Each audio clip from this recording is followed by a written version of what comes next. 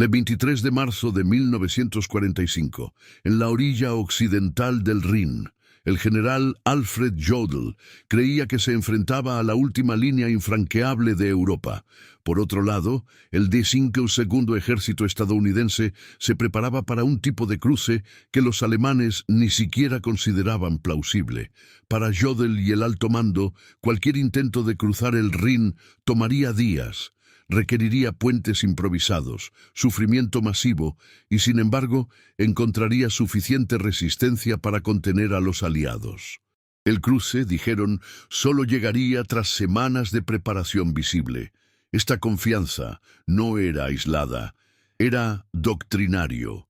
Para el Estado Mayor alemán, el Rin era más que un obstáculo natural. Era una división cultural y simbólica. Sus bancos habían protegido el corazón de Alemania durante milenios. Ningún ejército enemigo lo había cruzado contra la resistencia desde Julio César.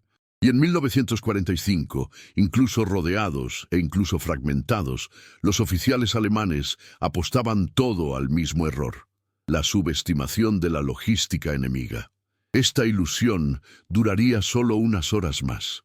Lo que los alemanes no sabían era que, mientras custodiaban los puentes y esperaban las barcazas, el enemigo llegaría donde no había lógica, no había mapas. Esperaban una guerra tradicional, recibirían un camión que nadaba. Pero antes de sumergirnos en los datos, hay una estadística que define esta historia, y esa por sí sola deja atrás cualquier narrativa de resistencia alemana. En solo 72 horas, Estados Unidos logró cruzar el Rin con 15.226 tropas, 1.232 vehículos y más de 3.000 toneladas de suministros. Todo esto sin construir ni un solo puente, sin alto el fuego, sin aviso. Los defensores alemanes, esperando ingenieros y barcazas, solo vieron columnas enteras de camiones emergiendo del río, como si el Rin hubiera sido borrado del mapa. No lo entendían, no reaccionaron, y cuando intentaron reaccionar, ya era demasiado tarde. Si valoras historias como esta, basadas en hechos, logística y los engranajes invisibles de la victoria, apoya este trabajo. Deja tu like, suscríbete al canal y ayuda a mantener viva la memoria de las ideas que cambiaron el curso de la guerra. Durante siglos, el Rin fue visto no solo como un obstáculo natural, sino como una línea sagrada de defensa. Desde la época de Julio César hasta las campañas napoleónicas, ese curso de agua separó civilizaciones, culturas y, sobre todo, ejércitos. Para los alemanes en 1945, el Rin no era solo un río, era el último bastión del Reich, la división mitológica entre el caos del colapso y la promesa de resistencia. Esta creencia se elevó a doctrina. Para el alto mando, el Rin ofrecía suficiente profundidad para disuadir blindajes, suficiente anchura para evitar puentes improvisados y una corriente capaz de arrastrar cualquier intento de cruce forzoso. Según los manuales, era el muro perfecto para contener la guerra de movimiento americana. Y así, todos los puentes fueron destruidos, no como estrategia, sino como sacrificio ritual. Cada arco con dinamita reforzaba la fe ciega en la defensa pasiva. La orilla oriental se transformó en un catálogo defensivo. Búnkeres enterrados en tierra húmeda, posiciones de artillería coordinadas con distancias de fuego cruzado, baterías antitanque alternando entre ruinas urbanas y viñedos abandonados. Se convocó a los ciudadanos para cavar zanjas.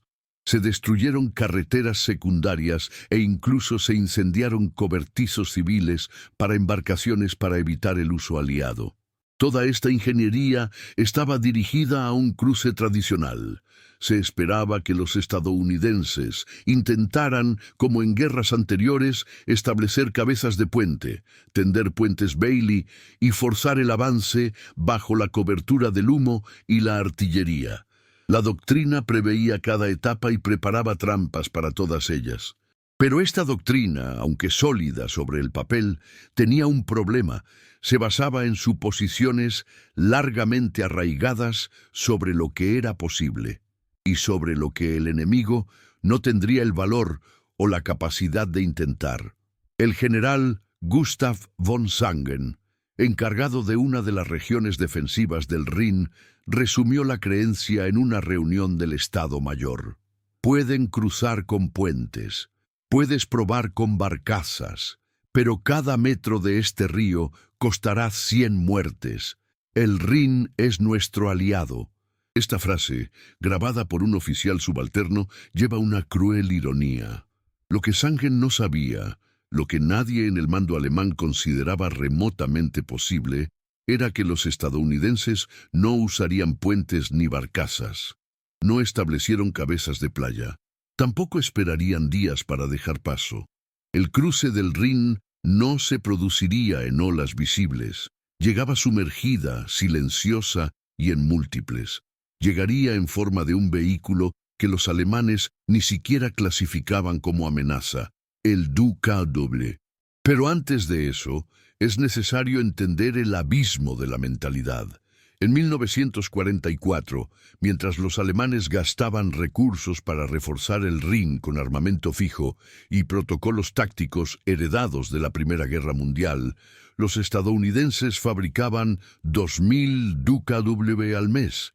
Este cambio de paradigma no se reflejaba solo en la tecnología, sino en la forma en que cada bando veía el tiempo. Los alemanes creían en el retraso táctico para contener el avance. Los estadounidenses proyectaban movilidad continua. Mientras un bando confiaba en la resistencia, el otro apostaba por la fluidez. Aquí hay un dato rara vez mencionado en los manuales convencionales. En febrero de 1945, la producción estadounidense de vehículos anfibios superó toda la producción alemana de tanques en ese trimestre. Así es. Los camiones de natación salían de las fábricas en mayor número que los tanques que se fabricaban por toda Alemania. Si estos datos te sorprenden, comenta ahora abajo. La logística gana. Porque eso es exactamente lo que la historia está a punto de demostrar. La creencia en el Rin fue, en el fondo, un síntoma del colapso creativo del Tercer Reich. Sin recursos para maniobrar, sin combustible para sostener ofensivas, los estrategas alemanes se aferraban a lo que aún parecía sólido, la geografía. Pero la geografía, en 1945, ya no era garantía de nada.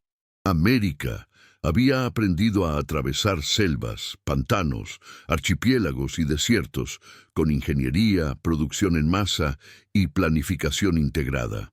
Lo que los alemanes llamaban una barrera, los americanos lo llamaban variable. La doctrina alemana establecía que un cruce completo del Rin requeriría al menos 3 días de bombardeo, 2 días de preparación de cabeza de playa y una semana de estabilización logística para apoyar el avance. Eso estaba en los informes. Esto se enseñaba en las academias. Esto se aceptó como un hecho. Pero en marzo de 1945, los estadounidenses cruzarían ese mismo río con columnas completas de infantería, suministros y artillería ligera en menos de 12 horas, sin construir ni un solo puente. Mientras tanto, los puestos de observación alemanes vigilaban la superficie del río, esperando humo de los puentes Bailey o el sonido de las lanchas de asalto. No vieron nada. Solo que, de repente, aparecieron camiones detrás de las líneas. Para ellos, eso no tenía sentido. Y cuando algo ya no tiene sentido, el sistema empieza a desmoronarse. El general Model, comandante del Grupo de Ejércitos B, al recibir los primeros informes de unidades estadounidenses al otro lado del Rin, pensó que eran fuerzas aerotransportadas. Cuando confirmó que estaban motorizados y abastecían tropas, su respuesta fue seca. Eso es imposible. Esta negación fue el presagio del colapso. Pero no estaba solo. Ningún general alemán había imaginado, ni en la más mínima planificación, la hipótesis de que los camiones entrarían en el río y saldrían por el otro lado. La doctrina no incluía esto. La geografía no lo permitía. La lógica no aceptó esto. Y sin embargo, estaba ocurriendo. El cruce del Rin para los alemanes comenzó como un eco. Ruidos vagos, informes incongruentes, patrullas que no regresaron. En pocas horas se convirtió en un laberinto de informes contradictorios. Infantería avistada al este del río. Han surgido vehículos blindados entre las aldeas que aún están bajo nuestro control. Vehículos sin orugas emergiendo del agua. Ninguno de estos informes fue comprendido. Aún no lo sabían, pero luchaban contra una doctrina que ya no respetaba las fases de la guerra tradicional. Y mientras el general Model preguntaba de dónde venían los estadounidenses, los primeros convoyes de suministros ya iban camino a Duisburgo, flotando tranquilamente hacia el corazón del Reich. En los manuales tácticos de la Wehrmacht, un cruce del río seguía una ruta fija. Primero, el enemigo debía aplicar fuego de saturación con artillería para neutralizar las defensas en la orilla opuesta. Luego, pequeñas unidades patrullaban con botes o barcazas bajo intensa cobertura de humo y aviones, formando cabezas de puente frágiles y limitadas. Solo entonces, tras horas o días de estabilización, se erigirían puentes de pontones para el paso de los vehículos blindados, y finalmente una retaguardia robusta garantizaría el suministro. Esta secuencia era conocida, predicha, entrenada. Cada etapa tenía una contramedida lista. La doctrina alemana, heredera directa de las experiencias en Oriente y en el Somme, era metódica y absolutamente lógica. Los búnkeres se colocaron para cubrir lugares viables para cruzar. Las reservas móviles estaban a pocos kilómetros de las posibles cabezas de puente. Las unidades de ingeniería tenían órdenes de destruir cualquier construcción emergente. No habría avance aliado inmediato. Cada cruce habría que ser conquistado metro a metro. En teoría, este plan era impenetrable. En la práctica, era una pieza de museo. La doctrina alemana se basaba en tres certezas: que el enemigo necesitaba tiempo, que sería visto y que sus esfuerzos serían localizados. Ninguna de estas instalaciones sobreviviría al Rin. El ejército estadounidense no suprimiría posiciones con semanas de bombardeos, los ignoraba. No tendría puentes bajo fuego enemigo. Yo cruzaría sin puentes. Y no dependería de endebles cabezas de puente. Multiplicaría los puntos de entrada por decenas simultáneamente. Era una guerra sin ensayo. Mientras los alemanes esperaban la primera fase, la supresión, los estadounidenses ya estaban en la tercera. La ruptura no fue solo física, sino también mental. Toda la estructura defensiva del Rin había sido diseñada para retrasar, dificultar y desorganizar un tipo de ataque que simplemente no ocurrió. Los primeros informes de cruces no procedían de puestos de observación, sino de aldeas ya tomadas por soldados aliados. Las divisiones alemanas preparadas para responder a un ataque convencional, con tiempo, previsibilidad y dirección, se encontraron rodeadas antes siquiera de comprender dónde había estado el enemigo. La doctrina era de una sola línea. El avance americano era un volumen.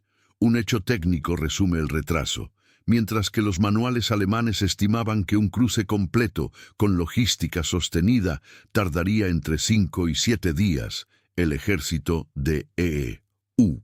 estableció su primera línea operativa de suministro menos de 12 horas después del cruce inicial. Eso era más que velocidad. Era otra dimensión. Aún así, los comandantes alemanes continuaron respondiendo basándose en los manuales. Un ejemplo, el 24 de marzo, la 183ª División Alemana lanzó un contraataque nocturno contra lo que consideraba una cabeza de playa estadounidense aún inestable. Las tropas esperaban encontrar pelotones aislados, sin apoyo. Encontraron camiones descargando munición, hospitales de campaña ya instalados y columnas de reserva posicionadas para flanquear cualquier amenaza. El contraataque se evaporó en cuestión de minutos. El momento en que la doctrina decía que los aliados necesitarían consolidar el terreno nunca existió. La propia naturaleza del cruce ha sido redefinida. Ya no existía un punto de entrada. Había docenas. El Rin, para los estadounidenses, no era un obstáculo que debía superar. Era territorio temporal, cruzado como si fuera una carretera inundada, y esto hizo irrelevantes todas las posiciones fijas alemanas. Los cañones apuntando a pasos tradicionales dispararon en vano contra bancos ya superados. Minas y obstáculos fluviales estaban detrás de la línea del frente en cuestión de horas. Esta desconexión entre lo planificado y lo real ha creado una brecha estratégica sin precedentes. La guerra se volvió múltiple, fluida, impredecible. Y los generales alemanes, al intentar responder con esquemas lineales, solo aumentaron su exposición. La ironía más cruel de esta parte de la historia es que la doctrina alemana del cruce fue en su día la más avanzada del mundo. Durante la invasión de Francia en 1940, fueron los alemanes quienes mostraron al mundo cómo superar los obstáculos fluviales con rapidez y audacia. Pero 5 años después, atrapados en el dogma y asfixiados por la falta de medios, se convirtieron en víctimas de su propia rigidez. Cuando los primeros DKWs comenzaron a salir del río, transportando tropas frescas y suministros, la doctrina se vino abajo. El manual no explicaba eso. Y un general alemán, cuyo nombre desaparecería de los archivos, escribiría en su diario una frase que nunca se publicó oficialmente, pero que sobrevivió en las traducciones de inteligencia estadounidenses. Previmos todas las fases, pero cruzaron sin fases. El siguiente error vendría precisamente de la inteligencia, porque incluso con los convoyes emergiendo del agua, los alemanes seguían sin saber lo que veían. No reconocieron el vehículo, no sabían su nombre. Así que no sabían contra qué luchaban. El primer informe alemán que mencionaba el DKW se emitió en junio de 1943, tras observaciones sobre operaciones en el norte de África. El documento, firmado por un capitán de inteligencia de la Abwehr, describía el vehículo como un camión adaptado para el transporte costero de cargas ligeras, con capacidad anfibia limitada. Se archivó sin alboroto, junto con entradas inusuales como tropas de mantenimiento con frigoríficos móviles y grupos de entretenimiento portátiles. En la clasificación estratégica de la inteligencia alemana, el DKW era una nota al pie, un capricho logístico aliado, útil solo en desembarcos en pequeñas islas o en muelles urbanos. Ningún analista la incluyó en los escenarios de cruce de ríos continentales. Esta evaluación inicial nunca se actualizó. Incluso tras su desempeño en Anzio, Normandía y el sur de Francia, los informes alemanes continuaron tratando al DKW como una curiosidad técnica sin valor táctico real. Los pocos informes de uso en ríos fueron ignorados, atribuidos a maniobras locales, sin aplicación estratégica. En Berlín, la imagen que se formó fue la de un camión con boyas, vulnerable, lento e incompatible con el combate de alta intensidad. Mientras tanto, en el grupo de ejércitos aliado 21, más de 2 DKW ya estaban posicionados para cruzar el Rin. El fracaso no fue una cuestión de recogida de datos, sino de interpretación. La inteligencia alemana incluso conocía la existencia de la DKW. Sabía que se producía en masa, sabía que aparecía en trenes logísticos, pero no podía concebir que pudiera usarse para otra cosa que no fuera descargar cajas en las playas. La imagen mental era limitante. Para los analistas, ríos como el Rin requerían barcazas o puentes reforzados. La idea de que camiones civiles con hélices pudieran cruzarse en condiciones de combate sonaba ridícula, y por eso fue descartada. La ironía es que los alemanes tenían su propio vehículo anfibio, el Landwasserschlepper LWS, más blindado, orugado y técnicamente superior en muchos aspectos al DUKW, pero se producían a pequeña escala y se usaban solo en operaciones restringidas.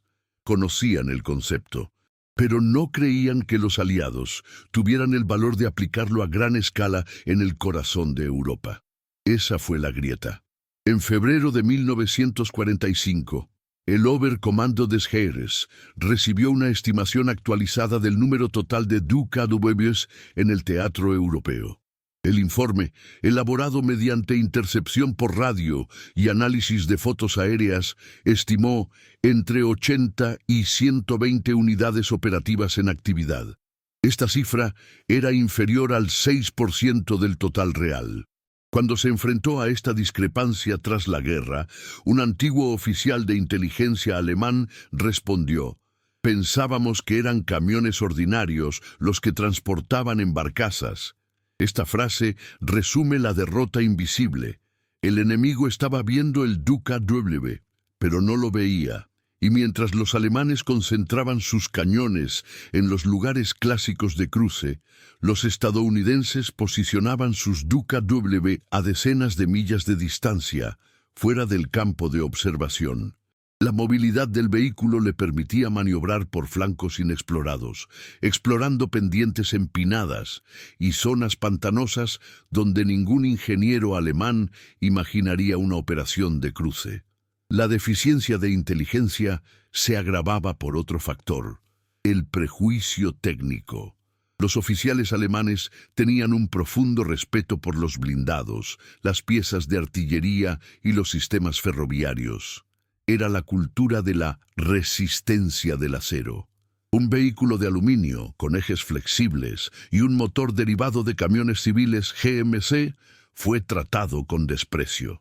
Esta arrogancia doctrinal, combinada con la idolatría de la ingeniería pesada, les impidió ver el verdadero arma aliada: la integración de movilidad, ligereza y producción en masa.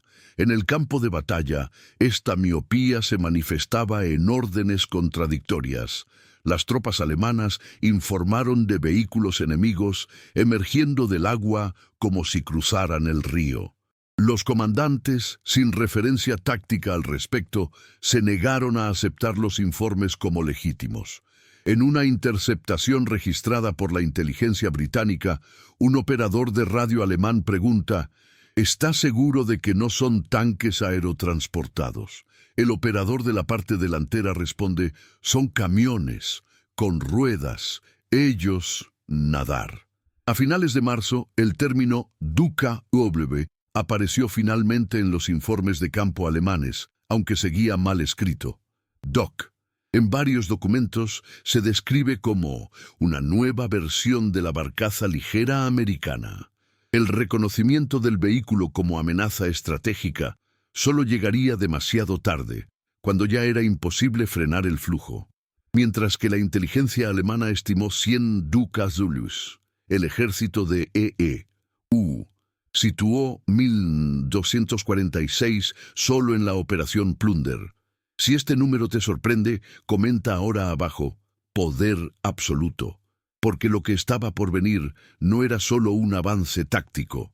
Fue una reconfiguración completa de la guerra como operación de suministros, y antes de que se disparara el primer proyectil antitanque contra un DUKW, los estadounidenses ya habían cruzado el Rin con unidades completas y estaban listos para lanzar la mayor operación aerotransportada del oeste. El origen de DUKW no está en Europa, ni en un laboratorio militar. Está en una playa americana, en abril de 1942. Un barco de la Guardia Costera encalló durante una tormenta, cargado con equipo esencial. Sin medios para eliminarlos, los responsables de la operación pidieron ayuda a la Oficina de Investigación y Desarrollo. La propuesta parecía absurda: crear un camión que pudiera transportar carga por tierra y luego navegar hasta tierra, sin necesidad de grúas ni puertos. El pedido cayó en manos de un ingeniero llamado Rod Stephens Jr. de Sparkman and Stephens, especialista en Yates, y Dennis Puleston, un exiliado británico con experiencia náutica.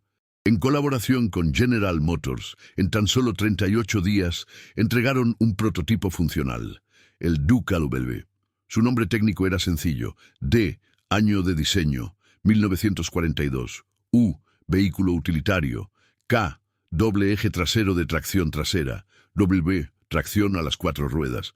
Pero su concepción fue todo menos sencilla: casco sellado, sistema de dirección submarina, hélice retráctil y, sobre todo, integración con piezas estándar de camión GMC CCKW.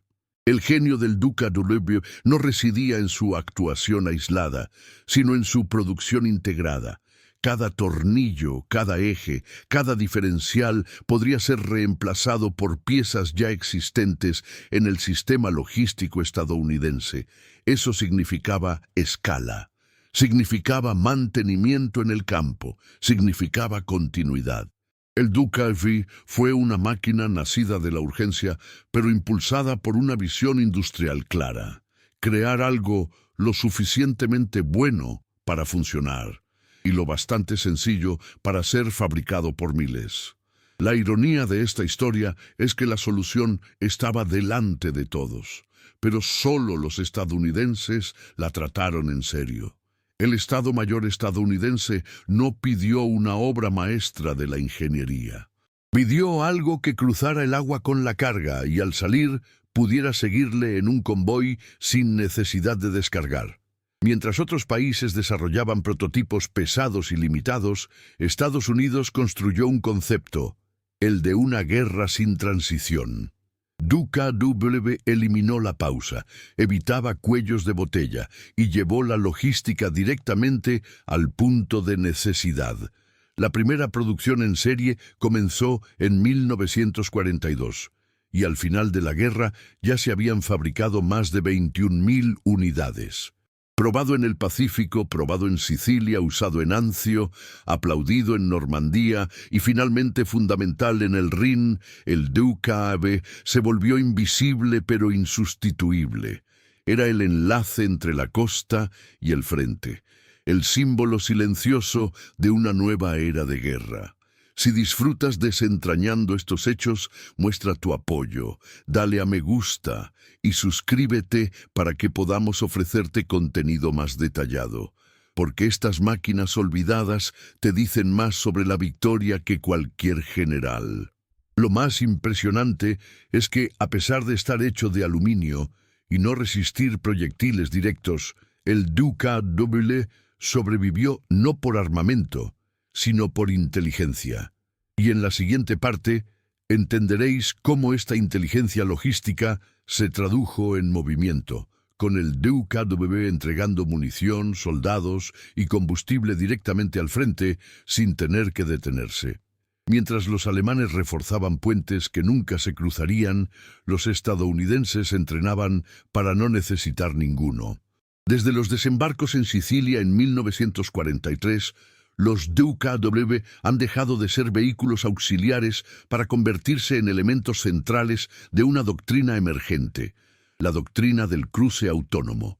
Silenciosa, meticulosa e invisible para la inteligencia enemiga, esta doctrina transformó cada DUK-W en una célula logística independiente, capaz de operar sin el apoyo de la ingeniería pesada o la infraestructura establecida. A diferencia de los modelos europeos, que dependían de barcos, grúas y trenes ferroviarios, los estadounidenses estaban desarrollando una nueva forma de guerra: cruces instantáneos, realizados por vehículos con tracción, flotabilidad y autonomía operativa. El Departamento de Guerra contrató compañías civiles para estudiar la hidrodinámica de los ríos europeos. Especialistas en navegación fluvial fueron incorporados a los batallones logísticos.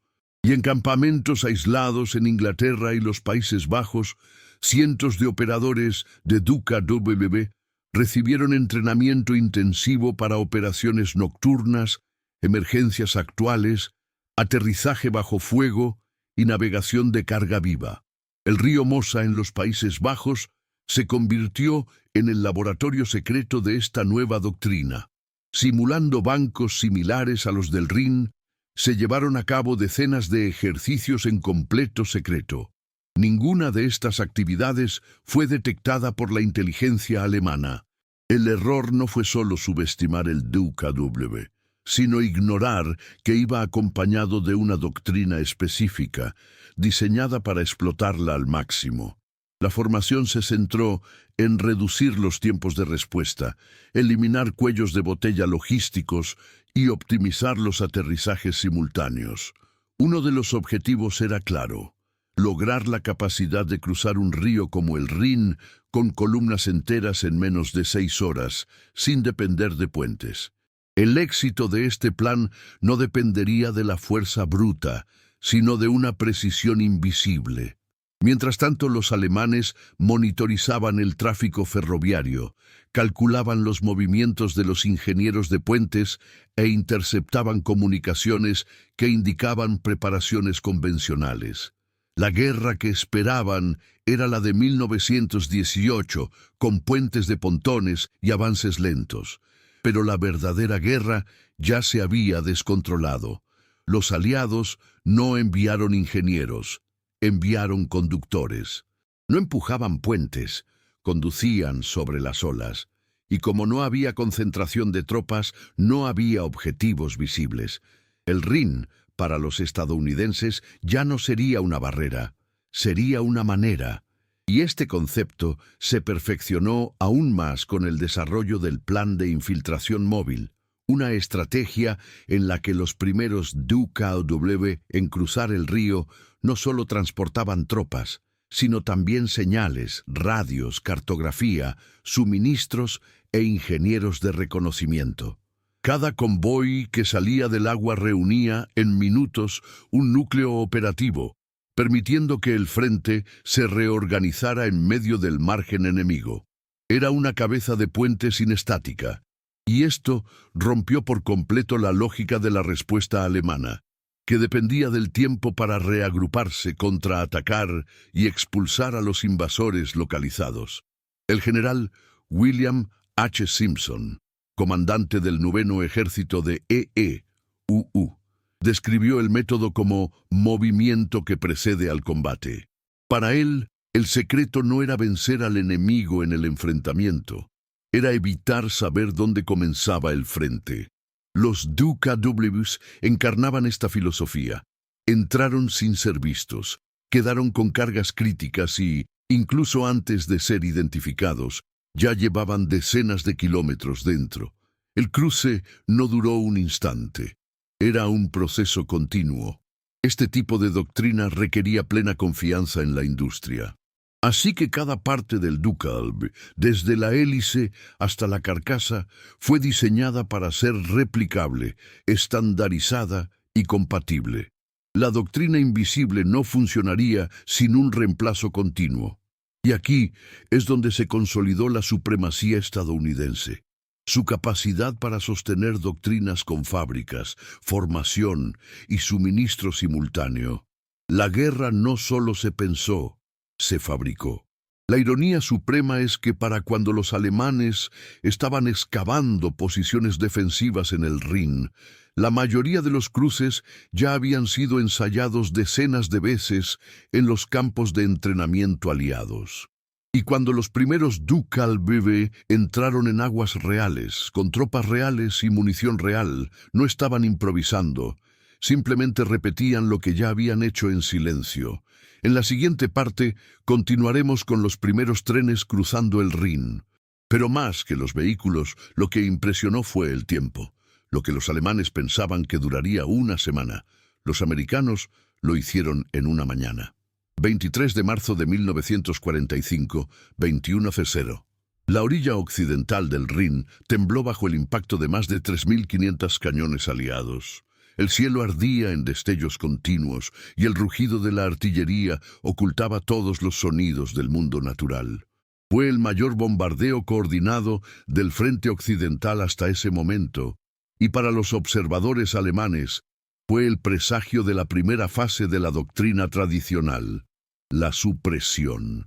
Lo que no sabían es que ese estallido era una cortina, no una preparación, porque detrás de ella una fuerza ya se movía que ignoraba todas las fases previstas.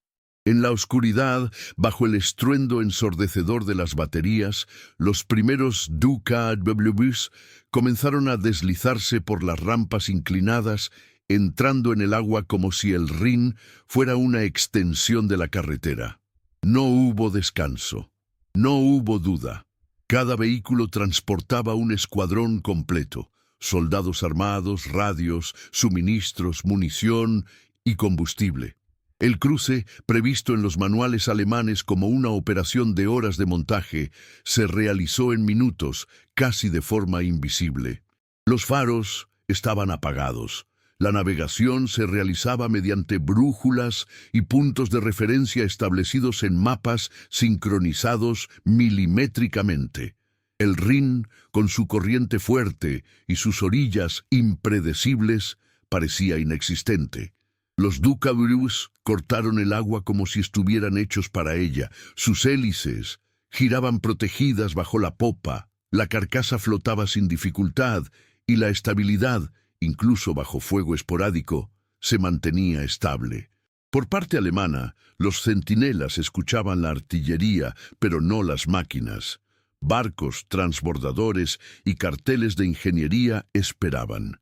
En cambio, comenzaron los primeros combates donde no debería haber enemigo. Escuadrones enteros apareciendo tras ruinas, tomando granjas, bloqueando caminos. La lógica empezaba a desmoronarse. El general von Sangen, al recibir los primeros informes de actividad enemiga en la orilla este, exigió confirmación. Preguntó si había instalado un puente, si algún pelotón de ingeniería había cruzado durante la noche. La respuesta fue corta. No hay puente, solo vehículos saliendo del agua. Fue el comienzo del colapso doctrinal. Los DuCa-WBs siguieron navegando en un flujo constante, 3 vehículos por minuto. Cada uno transportaba entre 2 y 3 toneladas de carga útil, y lo más impresionante, volvieron.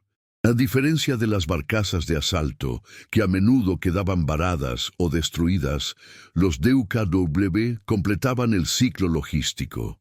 Recogieron tropas y regresaron con heridos. Llevaban munición y regresaban con informes. Eran eslabones móviles de un puente invisible. A las 23:15, menos de 2 horas después del inicio de la operación, más de 400 DuCa habían cruzado el Rin. Detrás de ellos, columnas de infantería ya se expandían, dando paso a los primeros vehículos blindados. Pero hasta ese momento, ningún ingeniero había tendido un puente. No se habían ensamblado estructuras fijas.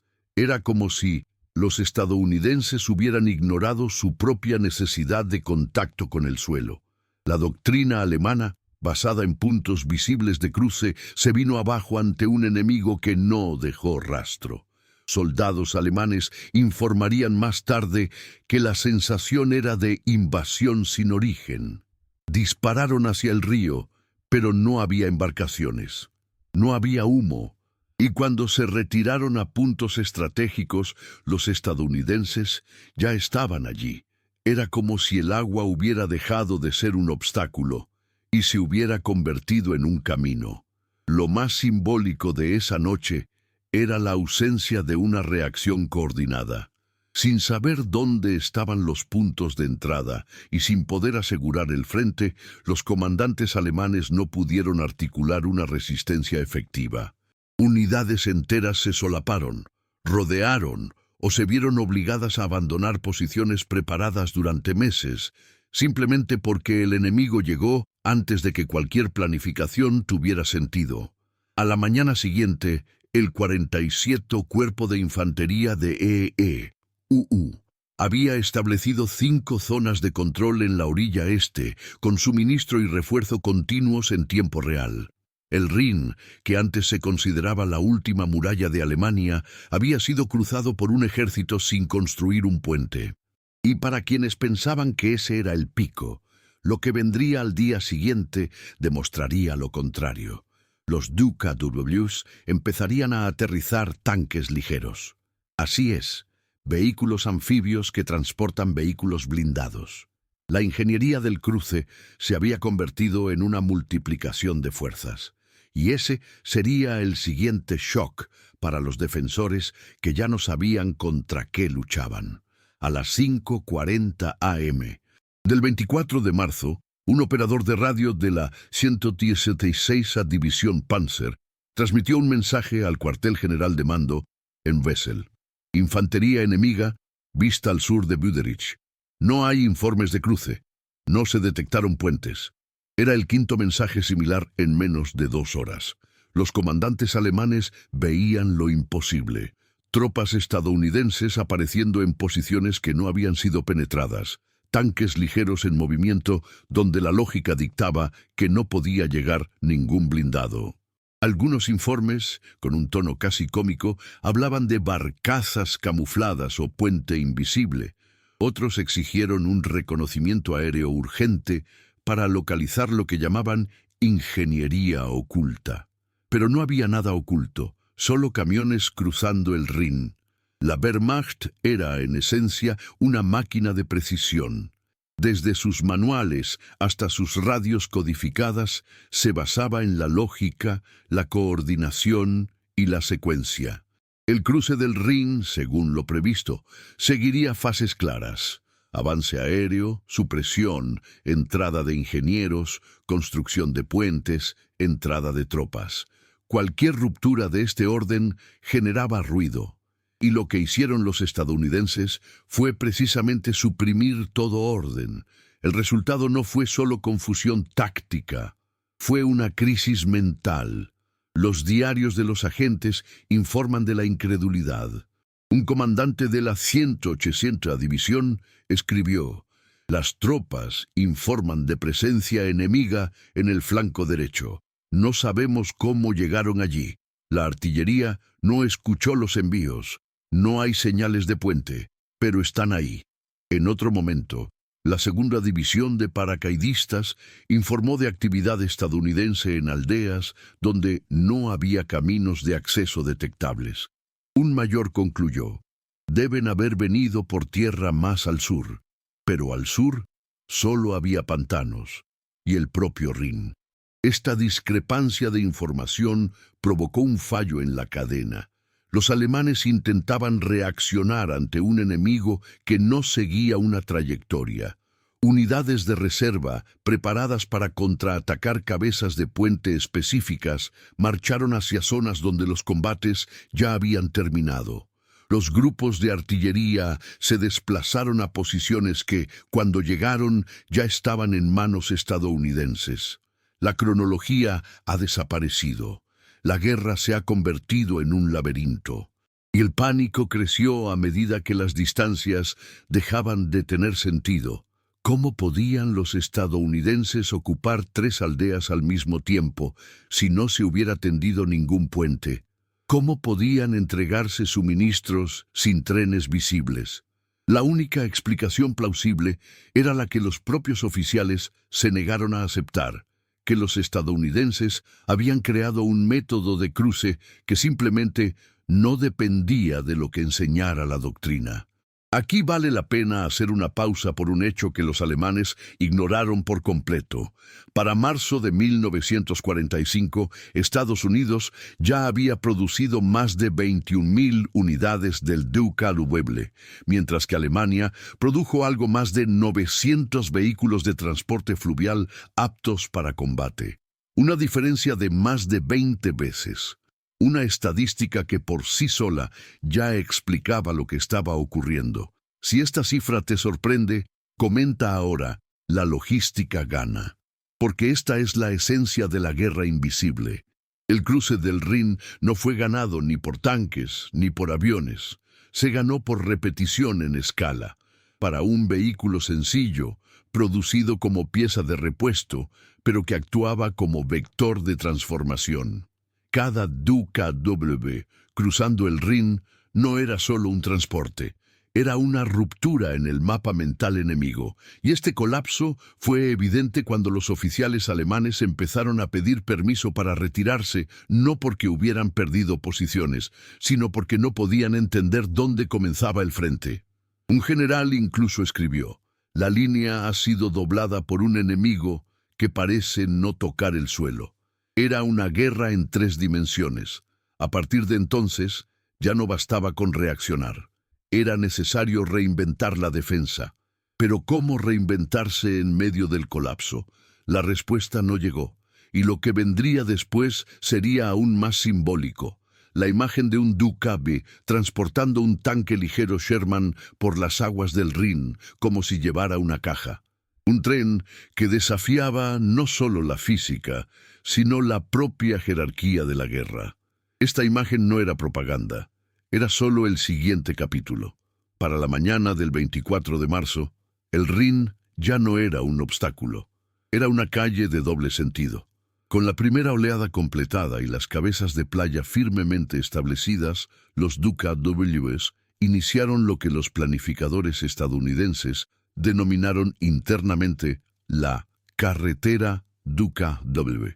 El cruce dejó de ser una maniobra arriesgada y empezó a funcionar como una operación regularizada, una línea de suministro fluvial con intervalos constantes, rutas cronometradas y logística inversa en tiempo real. Cada DUKW era responsable de decenas de cruces diarios, transportando lo necesario: munición, comida, combustible, radios, ingeniería ligera, médicos, mapas actualizados e incluso tanques ligeros Sherman desmontados para su reutilización. Al mismo tiempo, regresaron con heridos, prisioneros, informes de campo y piezas capturadas. Era una fábrica de guerra flotante.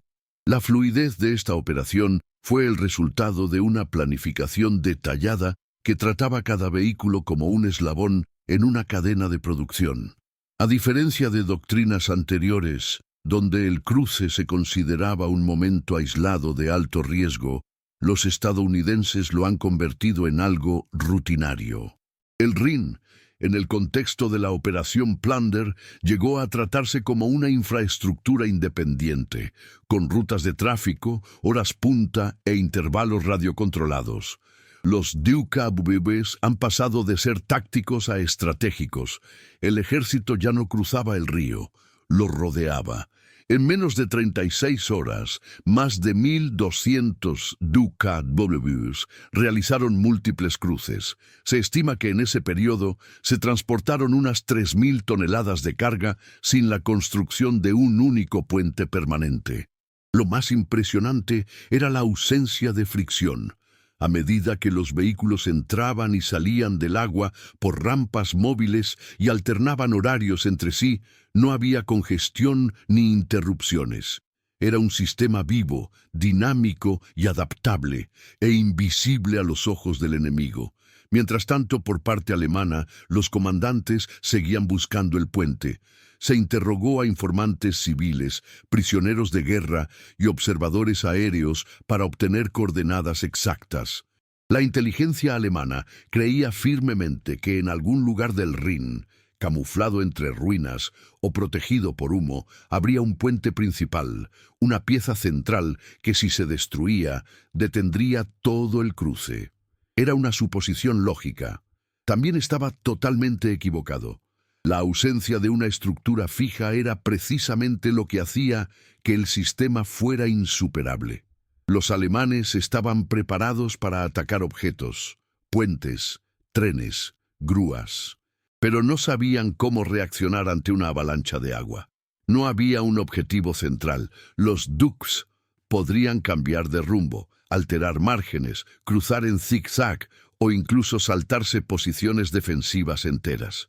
Un DUKW objetivo no interrumpió el sistema. Solo una unidad entre 1.000. La resiliencia era en cantidad, y esa cantidad provino de la industria. El general Eisenhower llamaría a este momento un giro invisible. No fue una batalla, no fue una ofensiva blindada. Era un camión sencillo, nadando en línea recta, haciendo su trabajo, y volviendo para repetir. La fuerza no estaba en la velocidad, era constante. Lo que más sorprendió a los oficiales alemanes capturados fue la previsibilidad del sistema estadounidense. Informaron de que los convoyes aliados parecían funcionar como los horarios de trenes. Un DKW llegó con suministros a las 7:30 am. Otro trajo munición a las 8:10 de la mañana. A las 9:00 de la mañana, el tercero trajo refuerzos. A las 9:45 de la mañana, la sala volvió con heridas. Era un ciclo, y los ciclos no se detienen. Y cuando finalmente intentaron contraatacar, lanzando artillería en los puntos de embarque, los estadounidenses ya habían movido las rampas. En cuestión de horas, la terminal del cruce podía moverse 3 kilómetros por encima o por debajo de la orilla original. Fue una guerra sin eje fijo. El mayor Hans Groll, de la 5ª División Panzergrenadier, escribió en su última comunicación registrada: «La guerra se ha convertido en un proceso continuo. Nuestros mapas no siguen el ejemplo. Nuestras radios no lo explican. No estamos rodeados por la fuerza, sino por el flujo. Y el flujo continuaría, porque mientras los DKWs hacían su cruce número 100 del día, un nuevo componente del cruce americano estaba a punto de entrar en el agua.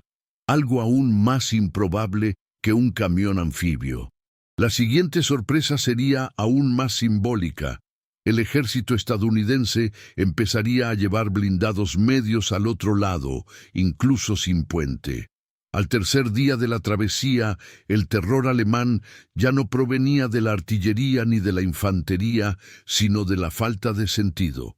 La noción de línea del frente, que durante años había estructurado toda la doctrina defensiva de la Wehrmacht, comenzó a desmoronarse.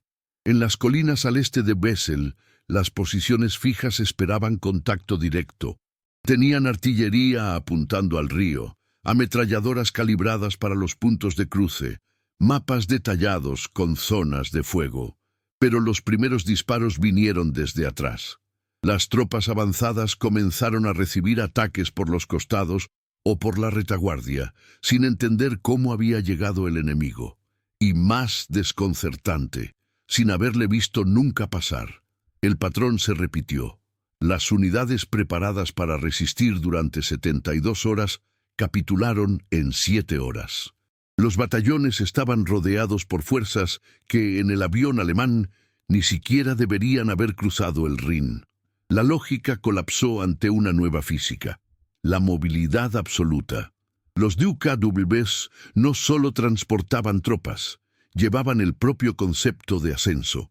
En un terreno sin puentes, sin vías ni infraestructuras permanentes, los estadounidenses se movían como si no existiera frontera natural. Y esto desorganizó más que cualquier ataque frontal. Las emisoras de escucha informaban de los sonidos de vehículos en zonas sin carreteras. Las tropas informaron de marines saliendo de zonas consideradas seguras. Los agentes incluso redibujaron los mapas en busca de errores cartográficos.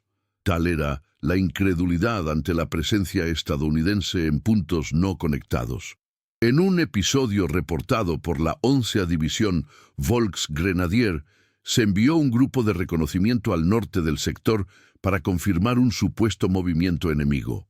Al llegar, encontraron a toda una compañía del ejército de UU, ya posicionada en trincheras recién construidas. Los americanos habían llegado la noche anterior, en silencio, por un canal lateral.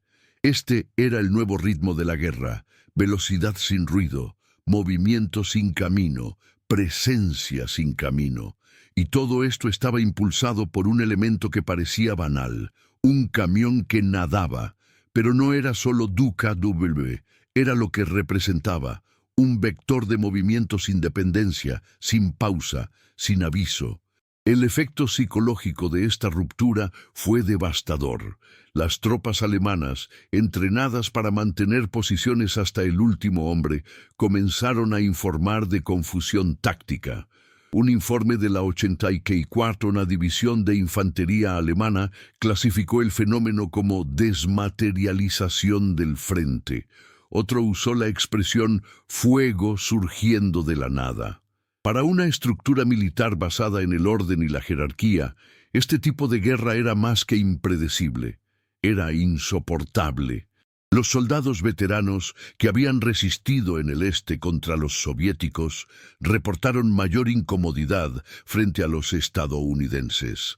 No por la violencia, sino por la desorientación. En el frente oriental, al menos el enemigo llegó en oleadas visibles.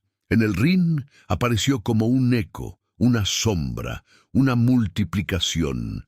Y el hecho de que todo esto se gestionara con camiones civiles adaptados fue el golpe final al orgullo doctrinal.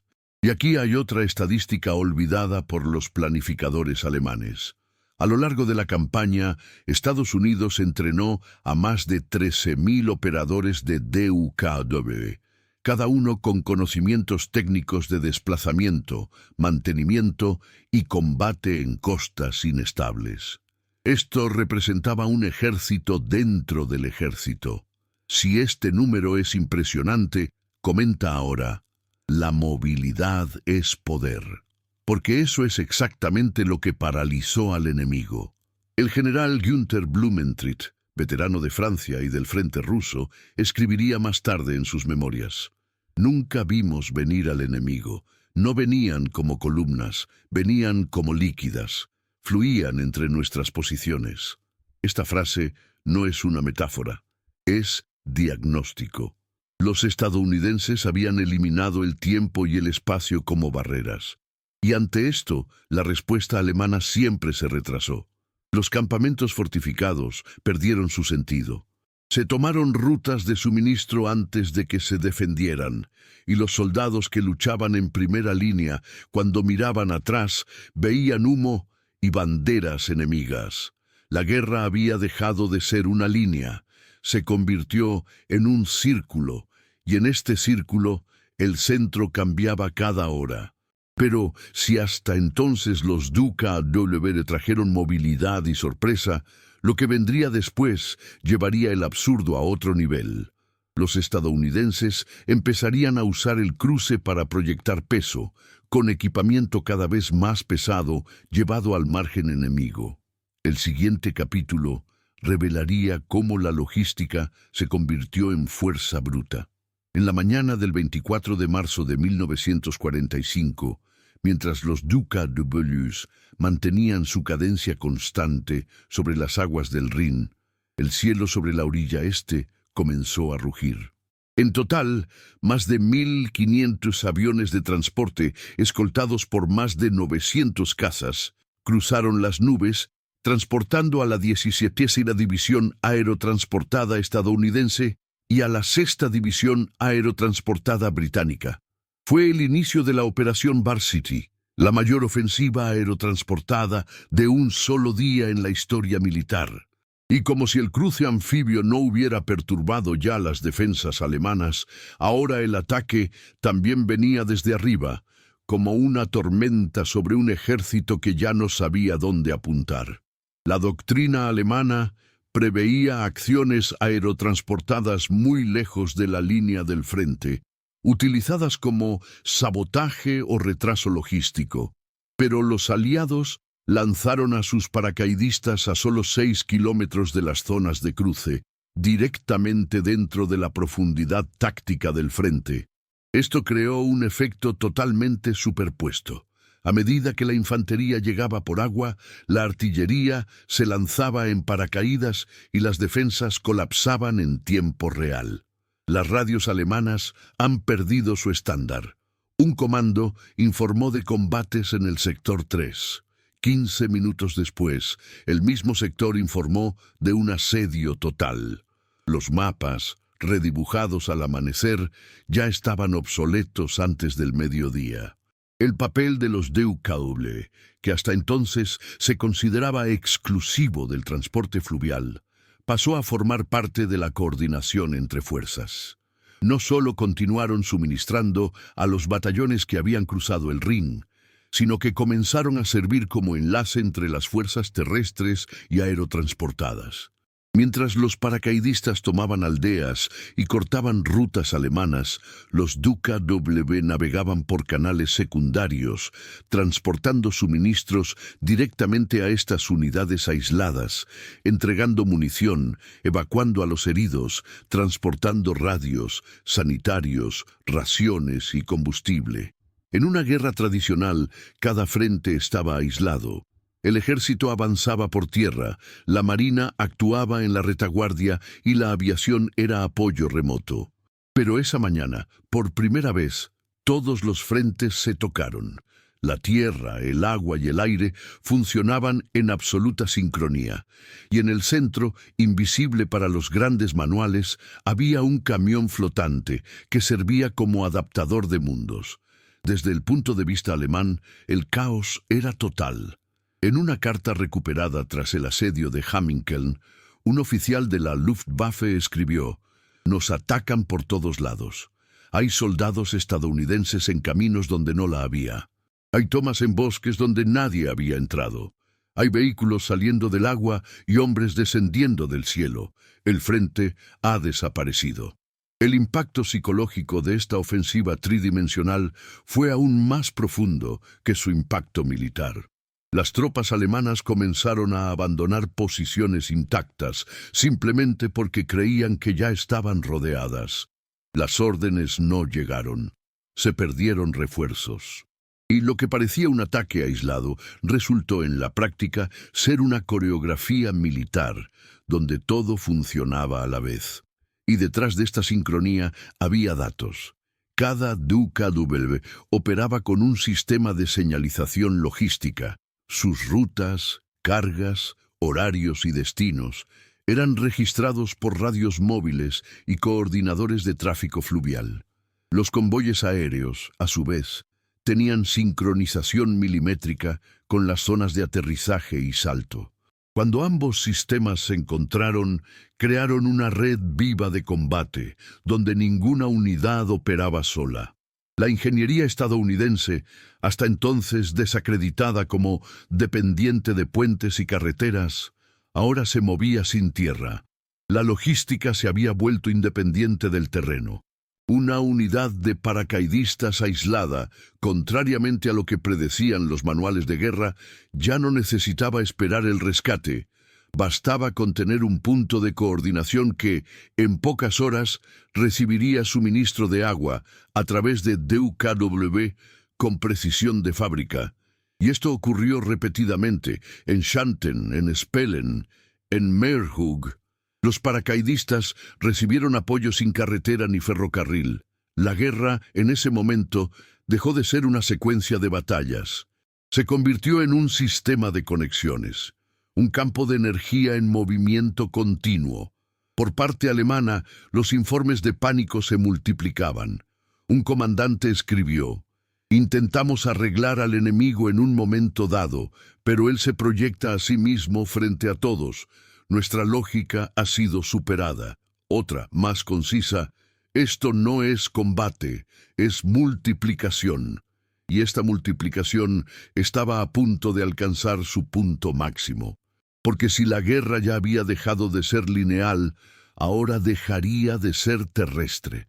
Los días siguientes revelarían el arma definitiva del cruce estadounidense: tanques medianos que se volaban en sentido contrario. No por puentes, sino mediante ingeniería flotante. La fuerza ahora tendría peso, y el peso en movimiento. En los días posteriores al cruce del Rin, los generales alemanes convocaron reuniones de emergencia en búnkeres improvisados, iglesias abandonadas y sótanos de barracones bombardeados. La pregunta siempre fue la misma: ¿dónde está la cabeza de playa?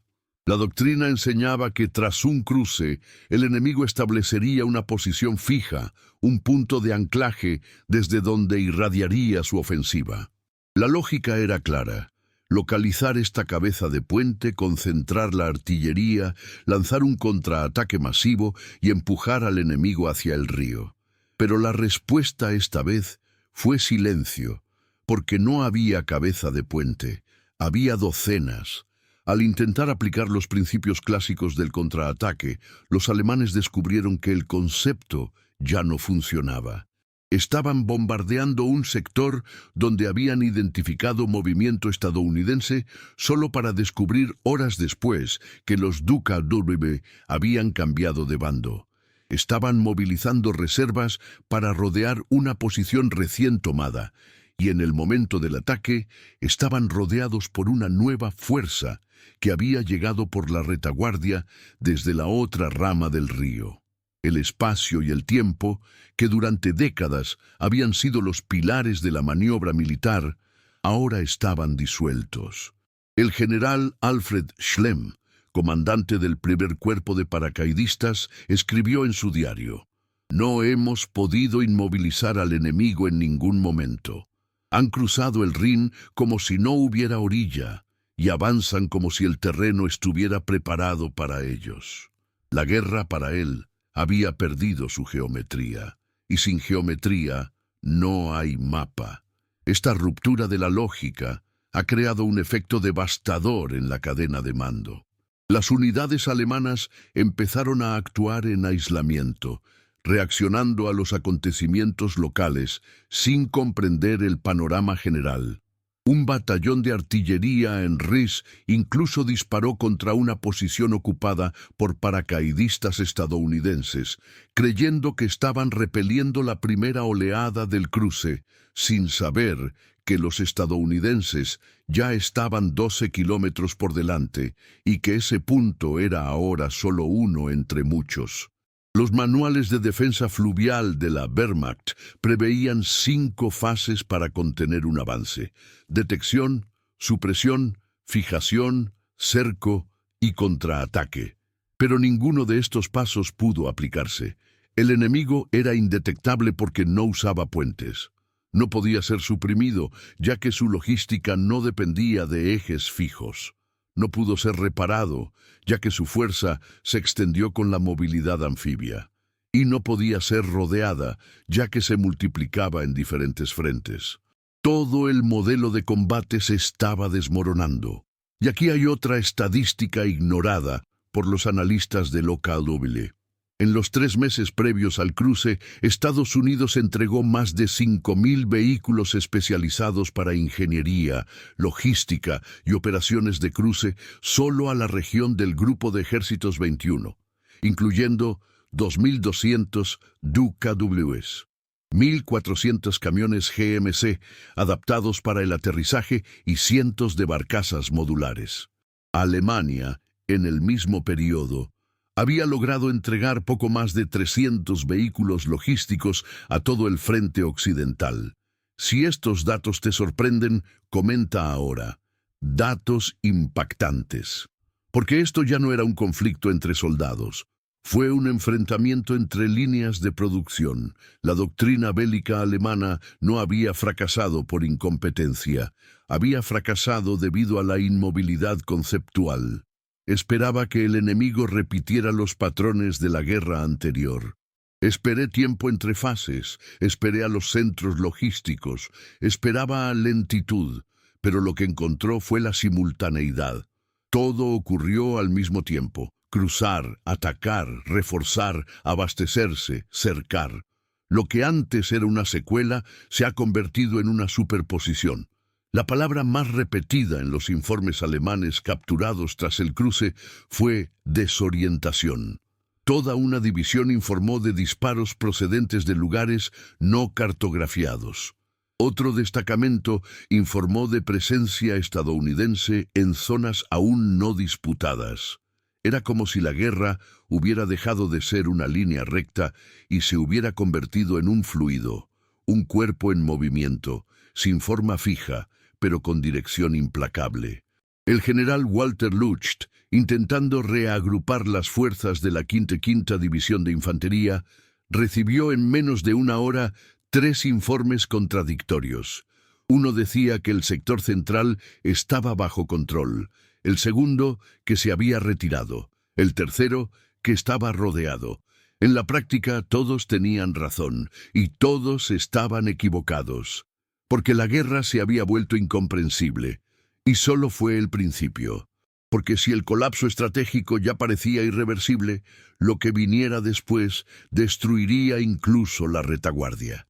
La guerra se acercaría ahora a la industria alemana, no como un atentado, pero como un gigante logístico, directamente del Rin. Cuando los alemanes aún buscaban el puente, los estadounidenses ya estaban en su tercer viaje del día. En las orillas del Rin, en las zonas de cruce entre Xanten y Wesel, lo que comenzó como una operación militar comenzó a operar al ritmo de una cadena de montaje. Los DUKW transportaban munición, combustible, radios, alimentos y tropas con una regularidad casi industrial. 50 vehículos por hora, equivalente a 125 toneladas de carga cruzando el río cada 60 minutos. No hubo pausa, ni pausa estratégica. El cruce ya no era una misión, era una rutina. Cada DUKW completaba una media de 18 a 20 viajes diarios, de día y de noche, guiados por radio, bengalas y guiado visual.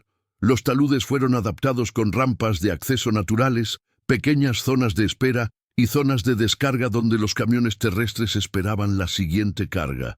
Un batallón de suministros del 9º Ejército informó que en el tercer día de operación ya no era necesario priorizar la carga urgente.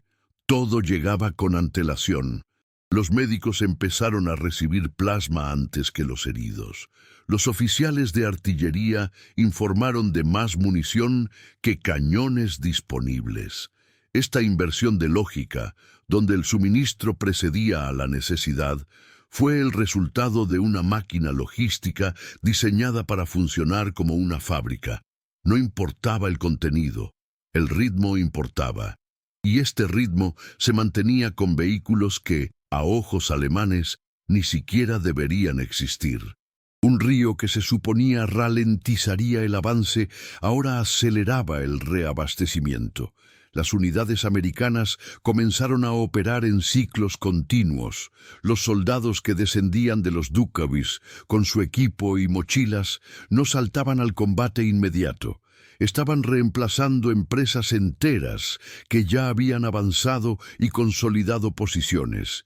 Era como si una cinta de correr de tropas estuviera siendo empujada por detrás, con precisión milimétrica. Una compañía se marchó. Otra tomó su lugar, con los suministros ya organizados, la ruta asegurada y las comunicaciones listas. El propio Rin fue rediseñado como arteria operadora. Los mapas logísticos comenzaron a incluir el caudal del río como una ruta de transporte continua. Había horas punta, líneas prioritarias y rutas alternativas. Un sistema de control con radios VHF coordinaba el tráfico de cientos de DUKWs, sincronizando el tiempo de cruce, descarga y regreso con los minutos más cercanos. Mientras tanto, los alemanes, carentes de infraestructura similar, seguían apostando por emboscadas en puentes que no existían. Sus minas estaban situadas en carreteras que nunca se usarían. Sus ingenieros esperaban que las estructuras fueran destruidas, sin saber que el enemigo no las utilizaría. La doctrina de la negación de áreas no había sido eludida por tecnología futurista, sino por una lógica más sencilla, movilidad constante. Y lo más irónico, el DUKW no era un vehículo de guerra. Fue una adaptación comercial, una idea nacida de un accidente doméstico. No tenía armadura, no llevaba armas pesadas, no imponía respeto, pero funcionaba, sin parar, sin miedo, sin glorificación. Uno de los operadores, en una carta enviada a la familia, describió el trabajo con frialdad.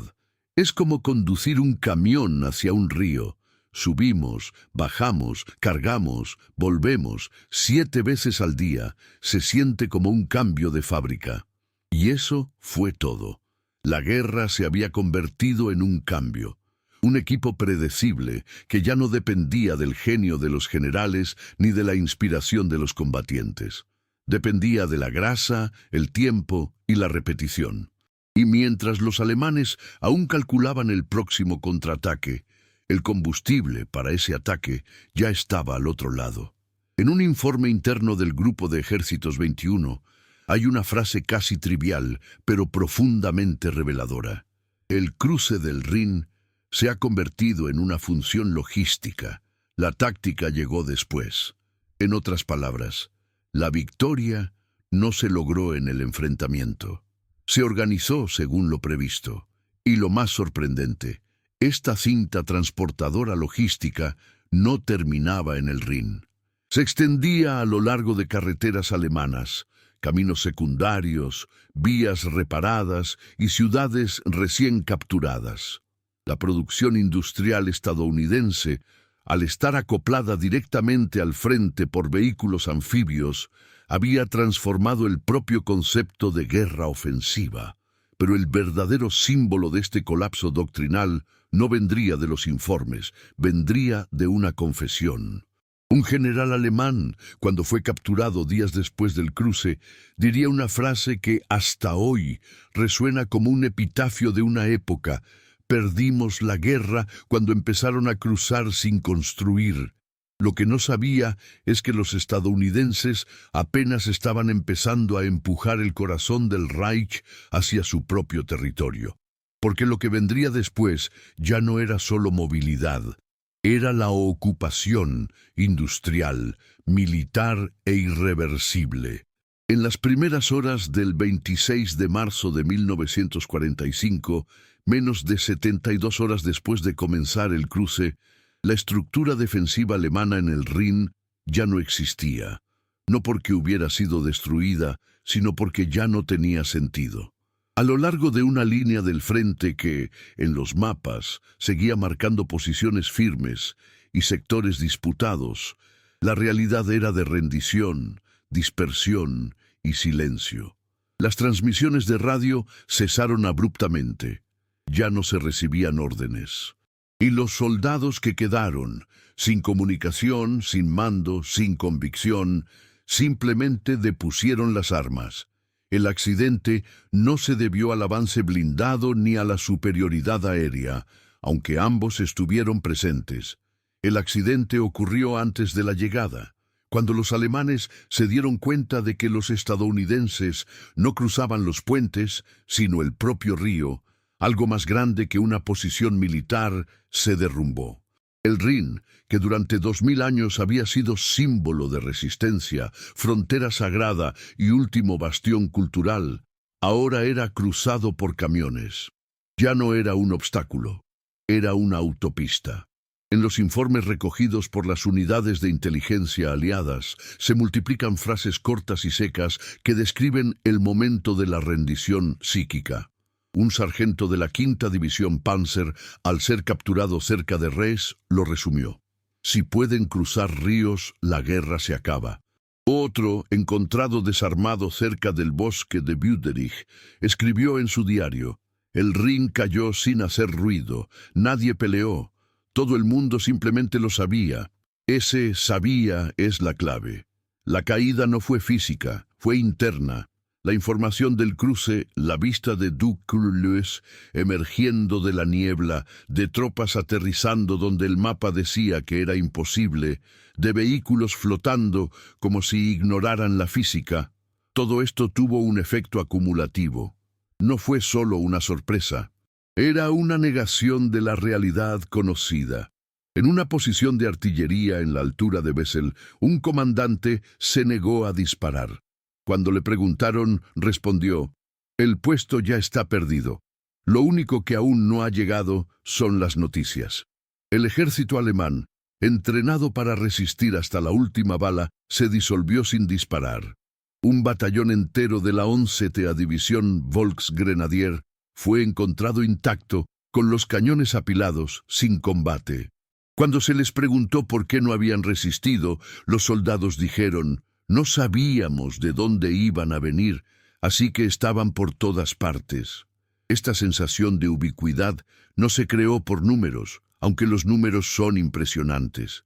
En 3 días, más de 15.000 soldados, 1.200 vehículos y 3.000 toneladas de suministros cruzaron el Rin mediante Duc-Cabues, sin puentes, sin interrupciones, sin alertas tempranas. Pero lo que desestructuró la defensa no fue el volumen, era la ausencia de estándar. No había ciclos predecibles de avance, no había líneas lógicas de progresión. Lo que había era un flujo constante de unidades apareciendo donde no deberían. Y cuando la lógica se desmorona, la moral se rompe con ella.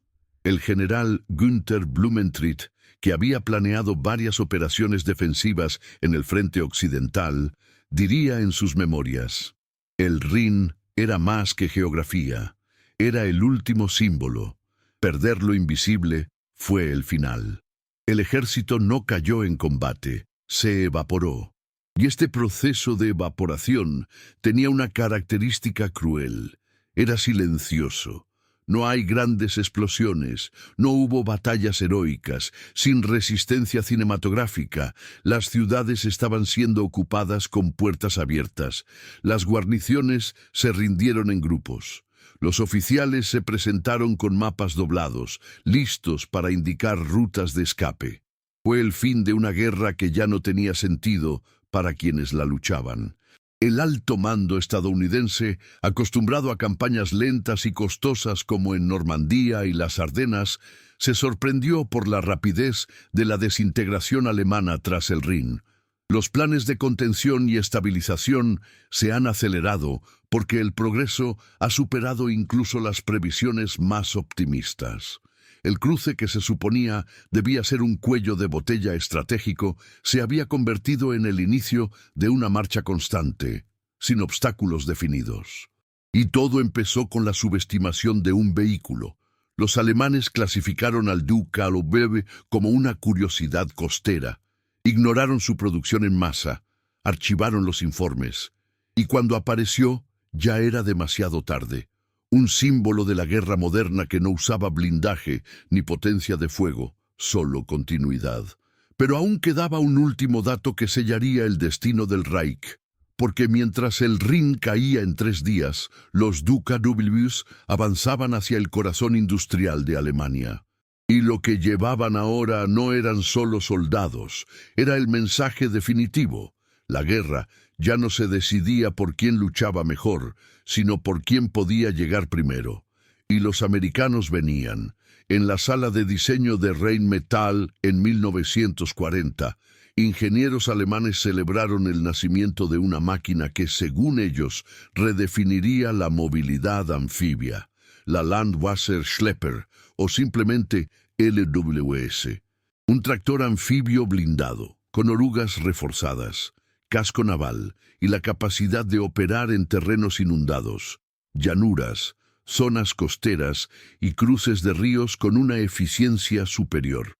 El LWS era, sin duda, una maravilla de la ingeniería. Su diseño incorporaba conceptos avanzados de flotabilidad, tracción y blindaje. Su rendimiento era notable, especialmente en entornos donde la mayoría de los vehículos se atascaban. Pero hubo un detalle fatal. En toda la guerra se produjeron menos de 100 unidades. Mientras tanto, al otro lado del océano, los estadounidenses proyectaban algo que, a primera vista, parecía casi ridículo. El DKW, con ruedas comunes, motor de gasolina, sin protección blindada, carcasa fina de aluminio y estructura derivada de un camión comercial. Era vulnerable, rústico y, según muchos ingenieros europeos, indigno de operar en una zona de combate. Pero también era sencillo, barato, irreplicable. Al final de la guerra, se habían construido 21.147 unidades del Duka. En una sola semana, los estadounidenses produjeron más DKWs de los que los alemanes pudieron fabricar de LWS durante toda la guerra. La ironía es clara y brutal. El LWS era superior sobre el papel, el DKW fue superior en el campo, porque la guerra, en esa época, ya no se trataba de refinamiento técnico, se trataba de presencia, sobre la continuidad, sobre quién llegó primero. El LWS era fiable, pero necesitaba transporte ferroviario, muelles especiales y logística específica. El DKW salió de la fábrica, entró en el mar y cruzó ríos directamente hasta el frente. Alemania había creado un vehículo excelente, pero sin la capacidad de mantenerlo a escala. Estados Unidos ha creado un vehículo aceptable y lo ha multiplicado como hormigas a la vista. La propia filosofía detrás de cada proyecto revela los contrastes que decidieron la guerra. El LWS fue diseñado para operar con máxima eficiencia, pero con mínima contingencia. El DKW fue diseñado para operar con una eficiencia moderada, pero en cualquier lugar, en cualquier momento y tantas veces como fuera necesario. Y este detalle, esta capacidad de fallar a menudo, pero siempre estar presente, se convirtió en la diferencia absoluta. Los ingenieros alemanes, obsesionados con la excelencia mecánica, no entendían que la guerra había cambiado su eje. Desde la batalla hasta la logística, desde el duelo hasta el repostaje, de maniobra a flujo, y DKW no venció a LWS porque fuera mejor. Ganó porque estaba en todas partes. La ironía de esta historia es que la solución estaba delante de ellos. El LWS podría haberse simplificado, estandarizado sus piezas, ampliado su uso. Pero la doctrina bélica alemana no lo permitía. La máquina tenía que ser perfecta antes de ser útil. Mientras tanto, el mando estadounidense aceptaba imperfecciones, siempre que los convoyes no se detuvieran. Si disfrutas desentrañando estos contrastes ocultos de la historia militar, muestra tu apoyo. Dale a me gusta y suscríbete para que podamos seguir revelando los detalles técnicos y logísticos que cambiaron el rumbo de la guerra, y que rara vez aparecen en los libros. Porque la guerra, al final, no se decidía por quién tenía el mejor vehículo, sino por quienes sabían cómo producirlo a gran escala. Y esa dura lección se haría aún más clara en los días siguientes, cuando las tropas estadounidenses, montadas en DKWs, avanzaran hacia regiones donde ningún tanque podía llegar. Porque el siguiente territorio a cruzar no era solo geográfico, era simbólico, y tenía un nombre.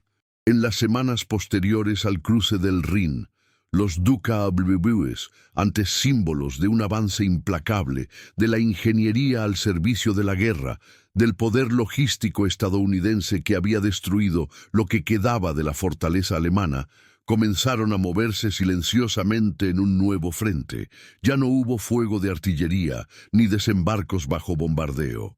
Lo que había ahora eran calles devastadas, campos llenos de fantasmas humanos, niños sin nombre, mujeres en estado de shock, prisioneros que ya no sabían qué hora era. Y fueron los Dukus quienes entraron primero en estos escenarios, no como máquinas de guerra, sino como vehículos de vida. La ingeniería que había diseñado sus cascos para resistir la corriente ahora protegía mantas, medicinas y raciones. Donde antes llevaban munición y tropas, ahora llevaban sopa caliente, plasma sanguíneo y cajas de chocolate. Ya no eran hombres armados, sino médicos, capellanes, voluntarios. Los mismos vehículos que habían cruzado el Rin bajo el rugido de las baterías de campaña, ahora cruzaban los canales de la Alemania ocupada con banderas de la Cruz Roja pintadas a mano en los laterales. En Dachau, los primeros convoyes de asistencia llegaron a bordo de camiones adaptados DKW. Las ruedas, antes cubiertas de barro de combate, ahora giraban entre prisioneros liberados, llevando panes y mantas a hombres que pesaban menos de 40 kilogramos. Testimonios recogidos por equipos de guerra psicológica informan que en muchas aldeas alemanas, niños esperaban en las orillas de ríos y canales gritando «Die Lastwagen schwimmen», «Los camiones nadan», como si esperaran criaturas mágicas. Lanzaban flores, pedían dulces, sonreían a los soldados que días antes representaban al enemigo. Los DKWs habían ganado sin disparar cañones. Ahora ganaban de nuevo, rompiendo el ciclo de odio por la repetición. Esta inversión de función no fue improvisada. el mando logístico estadounidense, anticipando el inminente colapso humanitario, convirtió a los DUKW en la primera línea de suministro moral. Se instalaron hospitales de campaña en la orilla del agua, y las unidades anfibias se encargaron de reabastecerlos a un ritmo constante. En lugar de munición, llevaban pañales. En lugar de explosivos, llevaban cartas de familias de soldados, traducidas por intérpretes para niños alemanes. El símbolo de la supremacía logística estadounidense se convirtió, en pocos días, en el emblema de la reconstrucción. Un oficial de la UNO. La división de infantería informó en un diario de campaña: vi un DUKW que, en el cruce, transportaba munición de artillería de 105 milímetros. Hoy en día, transporta bebés enfermos entre bancos, la misma agua, la misma carretera, otra guerra. La historia militar está llena de tanques icónicos, aviones legendarios, armas que definieron las batallas. Pero pocos vehículos han cruzado el abismo entre la destrucción y la redención como el DUKW. Lo que comenzó como una respuesta de emergencia a un varamiento de la Guardia Costera, se convirtió en la máquina que rompió el último bastión de la Wehrmacht, y semanas después dio vida donde antes solo había silencio. Porque al final, DUKW no ganó solo por flotar. Ganó porque llevaba literalmente una idea: que el verdadero poder no está en cruzar un río, sino en saber qué hacer cuando llegas al otro lado. Y fue este mismo poder, el de la continuidad, de la presencia, de la escala humana en medio de lo industrial, el que acompañaría a los estadounidenses en el avance final. Porque mientras los DUKW entraban en masa en las aldeas con comida, otra fuerza se dirigía hacia el corazón de la ruina alemana, y lo que encontraría allí no era solo la sombra de una nación vencida, fue el retrato final de una doctrina que creía que era imposible perder ante camiones nadadores. Décadas después, en un salón soleado en Lexington, Kentucky, los veteranos se reunieron para recordar los 3 días que cambiaron para siempre el curso de la guerra en Europa. Entre ellos, un sargento de la 819 Compañía de Camiones Anfibios miraba fijamente el DUKW conservado en el centro de la sala, reliquias de guerra colgadas en las paredes y medallas alineadas. A su lado, un antiguo soldado de la 181 División de Infantería Alemana, ya anciano y con las manos temblorosas apoyadas en un bastón, murmuró: «En el momento en que vi a los DUK salir del Rin, supe que la guerra había terminado, no perdida, cerrada». El sargento americano, recordando las tensas noches en el Rin, respondió solo con un leve asentimiento. No hicieron falta más palabras. El recuerdo compartido hablaba por sí mismo. La reunión no era solo un recuerdo de combate, sino una contemplación de la magnitud total de una operación que había desafiado la lógica militar. Los DUKW, considerados entonces como simples camiones anfibios, se convirtieron, en la percepción de estos hombres, en mucho más que máquinas. Eran símbolos de creatividad industrial, de audacia logística, de la capacidad de transformar lo imposible en rutina. Los alemanes, acostumbrados a doctrinas rígidas y manuales detallados, reconocieron que no solo estaban superados en número, sino también en la imaginación aplicada. Cada vehículo que emergía del agua representaba el fracaso para predecir la escala estadounidense, la incapacidad para comprender que la guerra moderna podía ganarse con producción en masa y coordinación meticulosa en lugar de pura destreza en combate.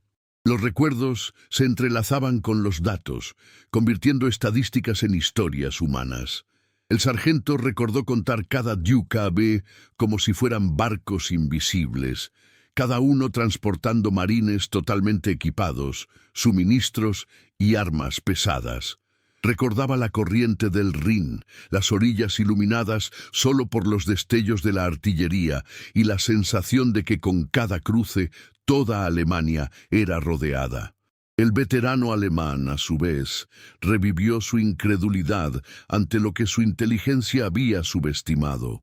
Habló de puestos de observación donde oficiales desesperados intentaban localizar puntos de desembarco inexistentes, de baterías de 85 mm que disparaban a la nada y de divisiones que ya no sabían dónde mantener el fuego o desplegar tropas.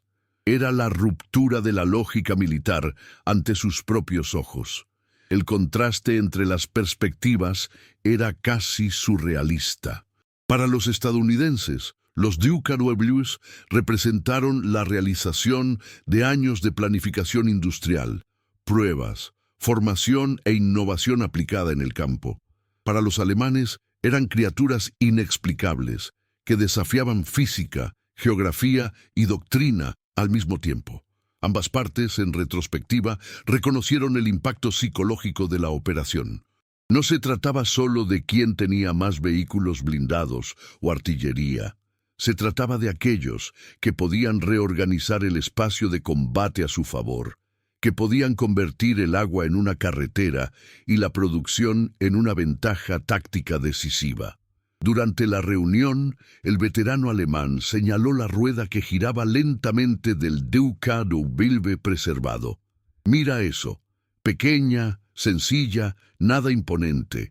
Pero mira lo que hizo. No era el tanque más pesado, ni el obús más potente. Eso fue lo que lo cambió todo. Preparamos puentes, reforzamos los taludes, esperamos semanas, cruzaron en días». El sargento estadounidense asintió, recordando las palabras del teniente coronel que había supervisado las operaciones. «No atacamos el Rin, cruzamos». Los relatos humanos se solapaban con las estadísticas, mostrando que la guerra no se ganaba solo con potencia de fuego, sino por la capacidad de aplicar conceptos de formas innovadoras. Cada recuerdo no solo traía a la luz acciones, sino emociones, miedo, sorpresa, admiración, respeto. La DUK-WS, aunque técnicamente sencilla, llevaba en su presencia la prueba de que la planificación industrial, la formación y la visión estratégica podían redefinir la guerra. Y lo más llamativo era que incluso quienes se suponía que debían luchar contra ellos lo reconocían. La admiración alemana no venía del lado militar, sino del lado humano, de la capacidad de imaginar algo que la doctrina rígida nunca había permitido. A medida que avanzaba la conversación, otro veterano compartió un recuerdo vívido. Hubo un momento cerca de Wesel en el que todo un escuadrón de marines apareció detrás de nuestras líneas antes de que supiéramos cómo. Observé como si fuera imposible y pensé, no pueden cruzar este río así. Pero lo cruzaron. Y sin embargo, sin tanque, sin puente. Solo camiones, simplemente camiones. Un silencio recorrió la sala, lleno de la realización de que la grandeza no estaba en el arma, sino en la ejecución. El DUK-W, en ese contexto, trascendió su función original. Se convirtió en un símbolo de un punto de inflexión. De la guerra centrada en la fuerza bruta a una guerra centrada en la inteligencia industrial. Desde la planificación basada en mapas y fortificaciones hasta la planificación basada en el flujo, redundancia y adaptabilidad. El hecho de que los veteranos enemigos reconocieran la magnitud de la operación reforzaba la lección. No fue el equipo en sí lo que decidió, sino la imaginación y la escala de la aplicación. En la reunión, los veteranos rieron con ironía contenida, comentando que un simple camión anfibio había derrotado años de doctrina alemana. Compartieron no solo historias de guerra, sino la realización de que presenciaron algo más grande que ellos mismos, una redefinición de fronteras, de estrategia, del concepto de poder militar, y cada recuerdo venía acompañado de cifras y hechos que, en ese momento, los alemanes nunca habían creído. 15.000 soldados cruzando en 72 horas, 1.200 vehículos, 3.000 toneladas de suministros. Un ejército entero reorganizado no por ataques, sino por la logística y la innovación estadounidenses. El veterano alemán suspiró. Nunca pensé que diría eso, pero fue impresionante. No era solo lo que hacían, sino el cómo. No quería creerlo, pero sabía que me enfrentaba a algo más grande que la guerra de trincheras que estudiábamos. Era casi poético. El sargento estadounidense estuvo de acuerdo y juntos observaron el Duke, un símbolo no solo de victoria, sino de comprensión. La guerra podía contarse en números, mapas y estrategias, pero la experiencia humana, el impacto, el asombro, el reconocimiento del enemigo, contaba la verdadera historia. Y al acercarse el final de la reunión, la certeza flotaba en el aire de que el Duca d'Urbe había hecho más que cruzar el Rin. Había cruzado generaciones, ideologías y la propia comprensión de la guerra. El siguiente capítulo de la narración, aún no escrito, no esperaba en las orillas del Rin, sino en la reflexión histórica y la construcción de la memoria. Porque si el vehículo venció al enemigo, también ganó al tiempo, convirtiéndose en un emblema de lo que es posible cuando la ingenio, la escala y la imaginación convergen, dejando a todos, aliados y enemigos por igual, la lección de que la guerra se puede ganar no solo con la fuerza, sino con visión aplicada y audacia silenciosa. Cuando Winston Churchill observó a los Duca d'Urbe planeando por el Rin en marzo de 1945, registró en sus memorias: "No cruzaron el Rin, lo han adelantado". Esta frase resumía no solo la audacia de la operación, sino la transformación total de la guerra moderna. El río, que durante siglos había sido la barrera impenetrable de una nación, no fue conquistado por la fuerza ni por heroísmo individual. Fue ignorado por la ingeniosidad industrial estadounidense. Cada vehículo, cada escuadrón transportado, cada tonelada de suministros convirtió el viejo muro en una carretera, anulando semanas de planificación defensiva alemana en solo 72 horas.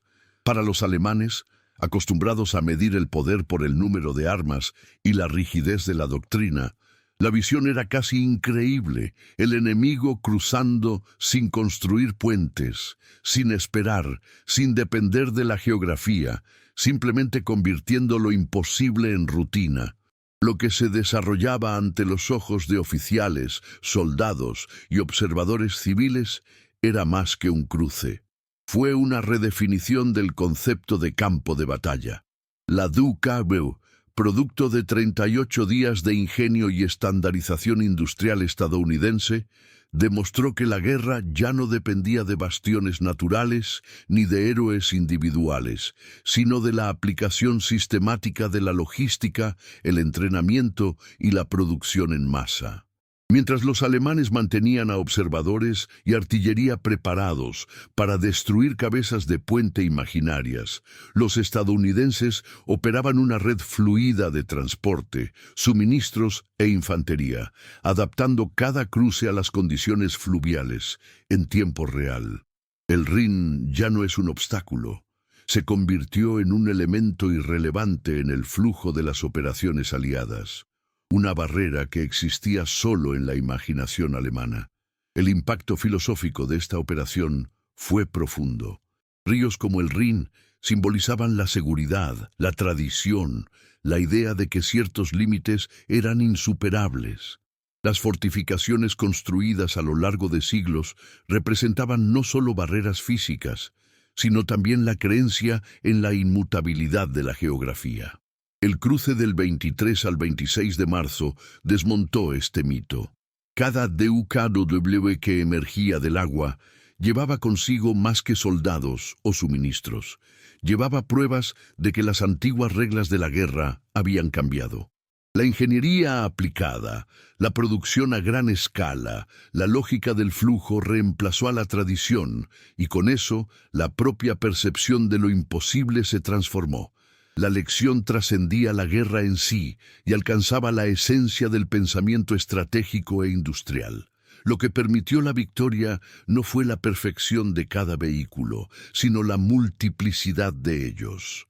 Comparado con el Landwasserschlepper alemán, el DUKW era inferior en blindaje, seguimiento y capacidad técnica individual, pero estaba disponible en 21.147 unidades frente a menos de 100 LWS producidas.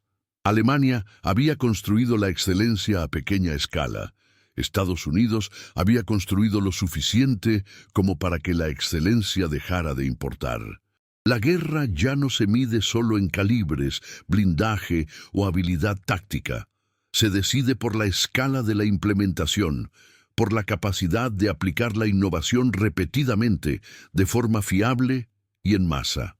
El cruce también reveló la ironía de la historia. Siglos de tradición y doctrina militar no podían imaginar algo tan simple como un camión que pudiera flotar y moverse lo suficientemente rápido como para evitar la defensa enemiga. Para los generales alemanes, que habían estudiado ríos y fortificaciones durante años, el Rin seguía siendo el río sagrado, la muralla que nunca podría ser derribada. Pero América no logró abrirse paso. Ella lo ignoró. Cada escuadrón que aterrizaba a menos de 2 millas de la posición planificada destruía no solo la línea del frente, sino la propia concepción de la guerra que sustentaba la defensa alemana. Para civiles y soldados, la experiencia trascendía las estadísticas. Los testimonios informaban extrañeza y fascinación. Camiones emergiendo del río, soldados desembarcando y desapareciendo en la oscuridad como si la geografía hubiera dejado de existir. Niños alemanes, semanas después, corrieron a ver los mismos vehículos trayendo comida, chocolate y esperanza, presenciando la transformación de la máquina de destrucción en un instrumento de vida. Esta inversión simbolizaba la redefinición del poder. Ya no era solo la destrucción lo que determinaba la guerra, sino la capacidad de aplicar recursos e innovación a gran escala para reorganizar el espacio, la logística y la percepción del enemigo. Por tanto, la operación del Rin puso fin a una era e inauguró otra. La guerra romántica de héroes y fortificaciones dio paso a la guerra industrial, donde se redibujaron mapas, los ríos se convirtieron en caminos, y el enemigo fue vencido por la predicción y la producción. Cada DUKW cruzando el Rin mostraba que la victoria podía lograrse sin destruir todos los obstáculos, solo redefiniéndolos, superándolos, haciéndolos irrelevantes. La ingeniería industrial se aplicó como una potencia invisible, que transformó la estrategia, la logística y la moral en armas decisivas. Mientras el Rin era cruzado en silencio por el sonido de los motores, los alemanes se enfrentaban al colapso de una creencia milenaria, la idea de que ciertas barreras eran insuperables. El mito del muro natural desapareció ante los números y los movimientos, ante algo tan simple como un camión hecho para flotar. Y sin embargo, la grandeza de esta victoria no residía en la máquina, sino en la mente colectiva que la había concebido, producido e implementado. Fue la victoria de una civilización capaz de pensar en flujo, escala y repetición, convirtiendo lo imposible en rutina, la expectativa en sorpresa y la tradición en irrelevancia. El mensaje final resonó en todos los aspectos de la guerra y la historia. El DUKW no era solo un vehículo, fue la materialización de una filosofía. Donde Alemania veía límites, América veía posibilidades. Donde el enemigo planificó la guerra del pasado, los aliados planificaron la guerra del presente y el futuro. Cada cruce era un manifiesto silencioso, la capacidad de imaginar, producir y aplicar tecnología a gran escala redefinía el campo de batalla y la propia lógica de la guerra. Y a medida que las últimas oleadas de DUKWs cruzaban el Rin, la civilización industrial demostró su supremacía no solo sobre tropas, cañones y fortificaciones, sino sobre la propia realización de lo imposible. Y así, mientras el río siguiera fluyendo, la lección universal seguía sin darlo. No había sido el Rin el que había sido conquistado. Fue la visión alemana de la guerra la que fue superada, ignorada y sustituida por otra, donde los ríos se convirtieron en carreteras, los puentes prescindibles y la victoria pertenecía a quienes eran capaces de pensar a gran escala, aplicar innovación y convertir la logística en poder absoluto. El cruce de los ducus terminó como el epítome del cambio de paradigma. El mundo ya no respetaba los límites naturales, sino la ingeniosidad organizada, y cualquier ejército que ignorara esto estaba condenado a ver pasar el futuro, del agua a la tierra, de una era a otra, con motores rugiendo silenciosamente por lo que antes era insuperable. Cuando las últimas oleadas de Ducavilles emergieron del Rin, lo que quedaba del primer ejército alemán de paracaidistas ya no solo estaba derrotado en combate, sino destruido en creencias, doctrina y moral. El colapso ideológico fue completo cuando altos funcionarios reconocieron que el muro milenario que había protegido a Alemania durante siglos no había sido roto por la fuerza ni por estrategia, sino que simplemente había sido ignorado por la innovación industrial masiva. El cruce del 23 al 26 de marzo de 1945 demostró que la victoria moderna no pertenece al soldado más valiente ni a la fortaleza mejor armada, sino a la capacidad de transformar la producción en poder táctico, de convertir la cantidad en supremacía estratégica.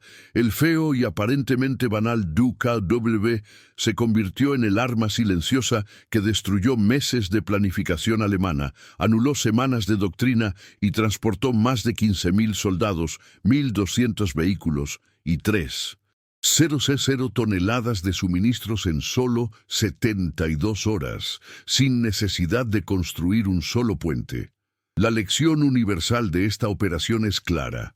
En la guerra moderna, la logística no consiste en apoyar la estrategia, sino que define la estrategia. Ríos que antes eran barreras insalvables pueden convertirse en carreteras. Las líneas del frente pueden avanzar tan rápido como la capacidad de suministro, y la imaginación industrial convierte obstáculos en oportunidades. Lo que los alemanes llamaban lo imposible era, para Estados Unidos, una cuestión de escala, formación y aplicación sistemática. Cuando la logística domina, incluso la geografía más legendaria se aleja. La guerra ya no es solo conflicto humano y se convierte en un juego de ingeniería, organización y previsibilidad, donde cada pieza producida en masa tiene un impacto directo en el resultado final. En una confesión llena de resignación e ironía, el coronel general Heinz Guderian, padre de la guerra blindada alemana, lo resumió. Fuimos derrotados por camiones, no con tanques ni con artillería, sino con camiones nadadores. Estas palabras resumen la ironía histórica del cruce del Rin y refuerzan la tesis central. El DKW no era solo un vehículo, fue la materialización de una civilización que pensaba en términos de flujo, repetición y cantidad, y que supo cómo aplicar esto en el momento decisivo. Si valoras la investigación histórica y quieres seguir desentrañando estas verdades, disfruta de este video, suscríbete al canal, comenta abajo qué datos te sorprendieron más y activa la campana para no perderte el siguiente hecho histórico devastador. No te vayas todavía, escucha la próxima historia real que aparecerá en pantalla. Recuerda siempre, la logística determina la estrategia. Mira el siguiente video aquí en el canal con otra historia increíble, donde la ingeniosidad humana, una vez más, desafía las expectativas, redefine límites y transforma lo que parecía imposible en una rutina decisiva. El cruce del Rin fue solo el comienzo. La siguiente historia mostrará que cuando la imaginación se encuentra con la producción en masa, ninguna barrera es insalvable.